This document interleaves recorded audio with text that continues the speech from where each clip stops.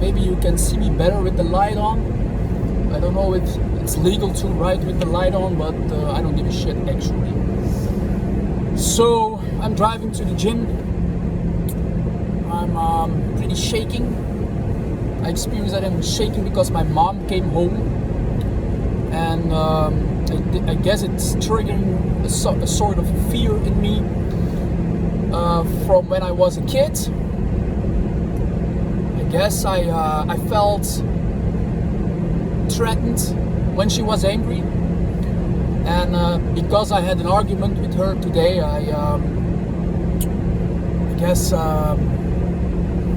I'm waiting for the, how you say it in English, the repercussion, the backfiring at me, making me the bad guy, making me the scapegoat. So I'm kind of waiting when this is going to, like a bomb that's going to drop. That's why I'm a little bit on shaking edge right now. Can't help it. It's just, I guess, a trauma response that I notice in myself. I also hear it was because my mom was shopping today the whole day with her friend, and I hear her come home and complaining about the dishes that is not done, the heat, it's too warm in the house, oh this is not in order, this is not okay, complaining, and I just get myself my clothes on to go to the gym, and I'm going to the gym. That's my safe space. My safe space.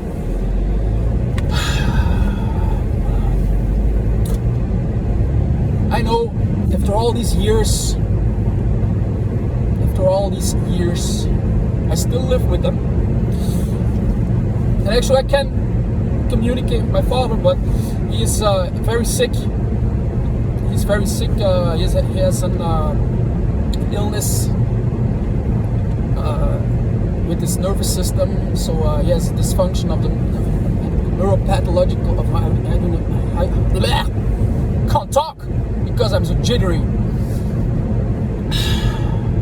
But he has like a neurological issue, and it's robbed him from his career and also his hobbies. So he's now almost 20 years like suffering from this illness, and he had some luck that he found a doctor to place a shunt in his system to regulate the pressure in his from the cerebral fluids, if I say that correctly, because he has too much or too low, the pressure is not right, and so in his spine there it creates like these balls of fluids, but they create pressure onto the nerves, so it's a really bizarre disease. I guess it's too much pressure, and then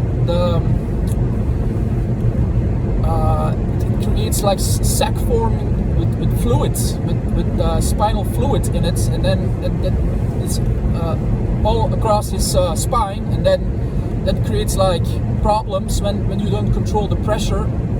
It gets bigger and bigger, and then it's shutting down like nerves, and then you get all sorts of issues. So he found a doctor who was familiar with this disease, and placed a shunt to regulate the pressure. But his quality of life is like not very good.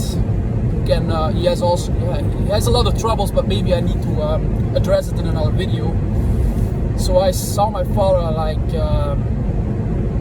not much, because people when they see me, we live in a big house and we had some money. We were not super rich, but I lived in Switzerland for a while, 5 years or so, because of my father's job. He had a very good career back in the day when he was younger and not sick. He was a chemist, and he did quite good in school.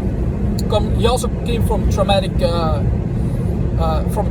family, so he dived into the books to escape the reality, I guess, and then he focused on his study, and he was really good at chemistry and math.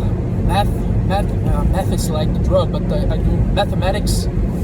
So he got 4 major degrees, and very highly. I was very good in his stuff.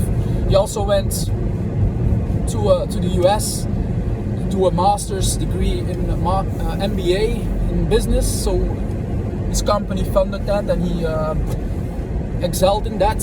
So he was the top of the class always. He was really crazy. But there was also a downside, because he was always studying, and we were growing up with our mom, and she was not always the healthiest person, to be honest, when it comes to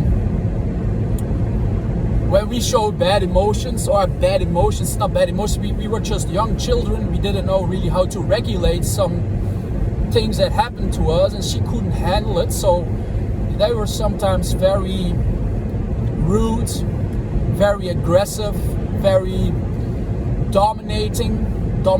I don't know how to pronounce it correctly, but get the idea. They were very like,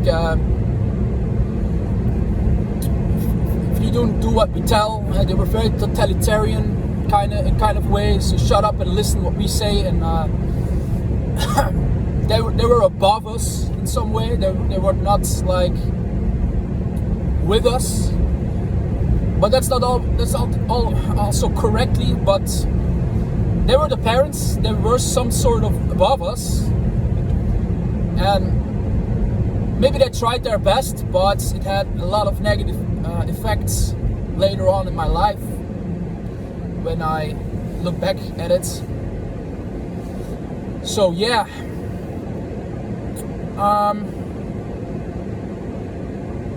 so I hear my mom came home, so I left the house and I ignored her completely, because it's because she ignored me like in the morning, and I guess I want to give her some of the same shit she gives me sometimes.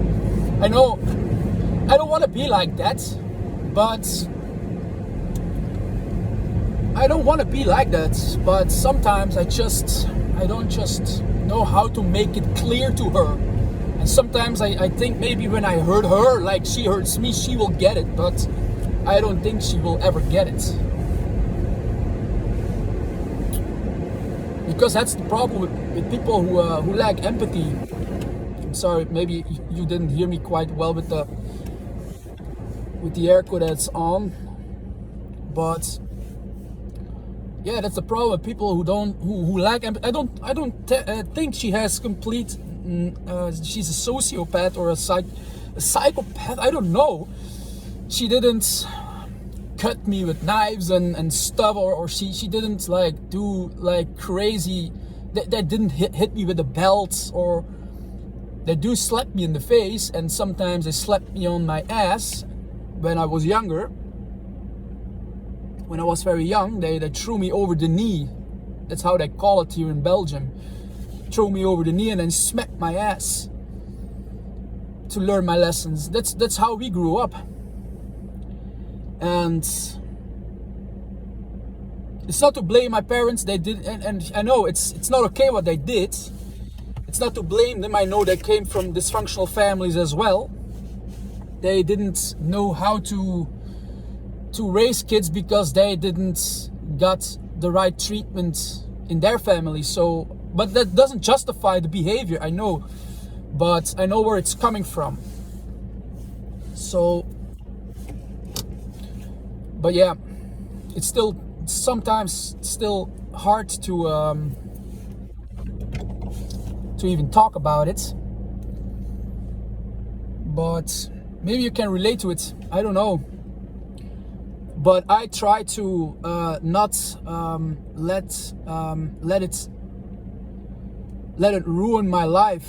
I try to keep going, to get up, to go to the gym, to stay healthy, to keep I try to focus. Sometimes it's difficult when you have an argument, and then sometimes it sticks in my head, and I can concentrate, and I ruminate a lot over and over how did I did it, how did she did it, and then I'm constantly in my head ruminating about the stupid situation, and it takes so much energy away and joy and focus to get things done. But I still try to make some steps into the direction that I want to go. And today I wanted to practice a lot of music because I also have a music channel, YouTube channel, and I try to keep going with the music, but sometimes it's just so fucking hard to focus and keep going. But the gym, I still, as long as I can go, I will go to the gym. But yeah, I just wanted to share it with you guys. I hope you all are well, and I hope you don't have to go through this tough stuff with your family. But perhaps, maybe when you see this video, you can relate. You have also problems with certain people in your life who are close to you and who don't really see their own doings towards you. So I want to tell, I want to say to you that just don't give up on yourself. Become your best friend. Become your own best friend, and surround yourself with like-minded people on YouTube. I know I'm using YouTube as my therapy tool, because that's where I can see authentic content creators. Maybe not everybody, but there are many authentic content creators who go through similar stuff, and yeah, it gives you some sense that you're not alone in this world who goes through this stuff. And yeah, just keep hanging in there and try to be kind on yourself and be your best own friend in some way, and try to improve anyways, even though some people are jealous, even if people are like judging you or very negative. Mostly it tells something about their own fucking experience. It's not about you, mostly it's about them. So when they judge you, when they criticize you, when they just do negative things towards you, it's mostly about them, not about you. So realize that.